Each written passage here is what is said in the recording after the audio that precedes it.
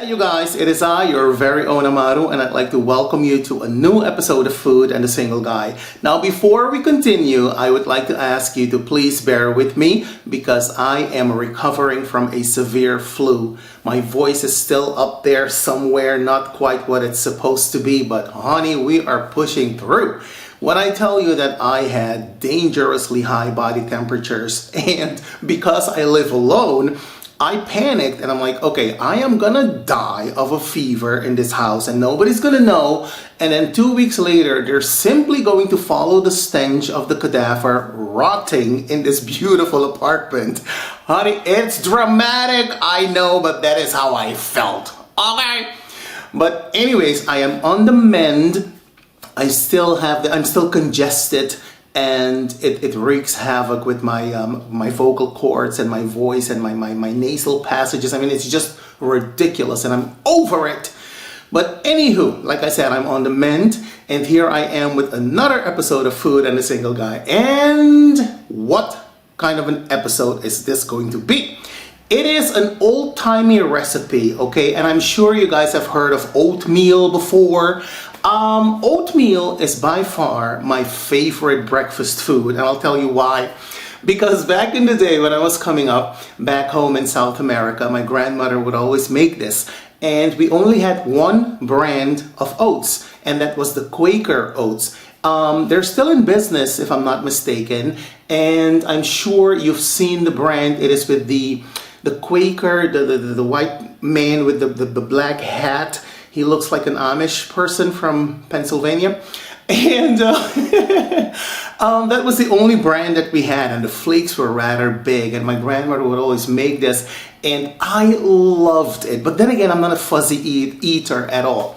So I'm going to make this for you today because it occurred to me the other day that I don't really have a breakfast recipe on my channel. And as I was busy making it for myself, like I said, because I love it, I said I am going to turn this one into an episode of Food and the Single Guy. So here we are. Now, I know some of you may look at me and think this one has lost it. No, I haven't lost it because oatmeal is very good for you and I love it. Have I said that already? About 1,000 times now. But it is so delicious and I'm going to show you how I make it. Because back in the day, my grandmother used to make it her way, and at the end when it was finished, she would always add a dollop of butter on top of hers and then stir it into the oatmeal. And I don't like that. That is not, I'm not going to add butter to mine. But I'll show you how I make mine. And mostly according to my grandmother's recipe and my mother's recipe, by the way. And at the end, I'm gonna garnish it the fancy schmancy way. Oh yes. Now, all the ingredients will be listed in the information box below the video, so without further ado, let us continue. Okay, you guys, so to my saucepan, I've added my milk.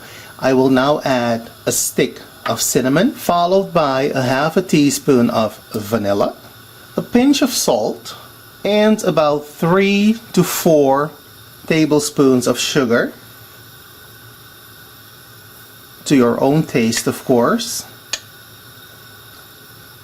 I think 3 is more than sufficient for me. So next we're going to allow this to come to a gentle simmer with a regular stir. Just like so.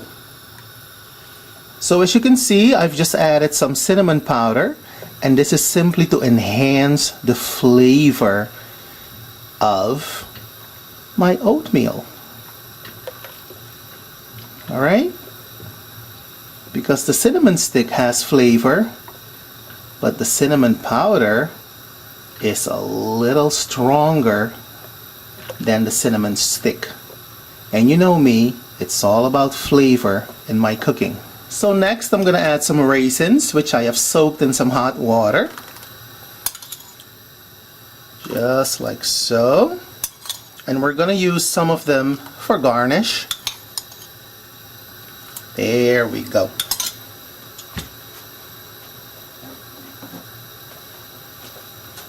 And of course we're going to give it a nice stir. And as you can see over here, the bubbles are starting to form. The milk is gently coming to a simmer. We are now going to add the oats. Just like so.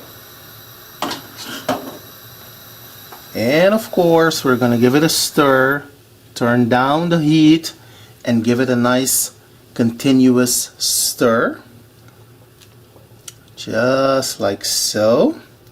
Ooh, baby, when I tell you it smells delicious. So you're going to allow this to simmer for a good 5 to 6 minutes on low heat. And then after that, we're gonna plate this and dazzle ourselves with the final presentation. Oh yes, there we go. This is what I'm talking about. This is the texture you're looking for. And like I said, you want to stir continuously because the oats have a tendency to sink to the bottom of your saucepan and burn, and that is not what you want. So we are ready to plate this delicious feast, you guys. So let's get to it. Now, speaking of the final presentation, doesn't that look fancy schmancy?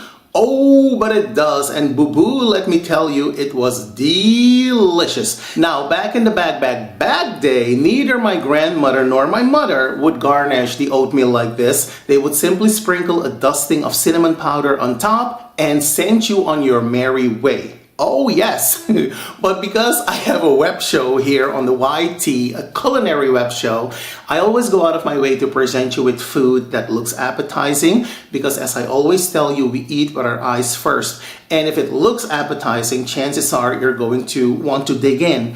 So that is why I go out of my way to present you with beautiful pictures of food. And in addition to that, I'm also a food photographer, so I take great care of that. And as you can see, mine comes with a dollop of whipped cream. I left the cinnamon stick in there, and I garnished with a dusting of cinnamon powder and some of the raisins that I had left. All right?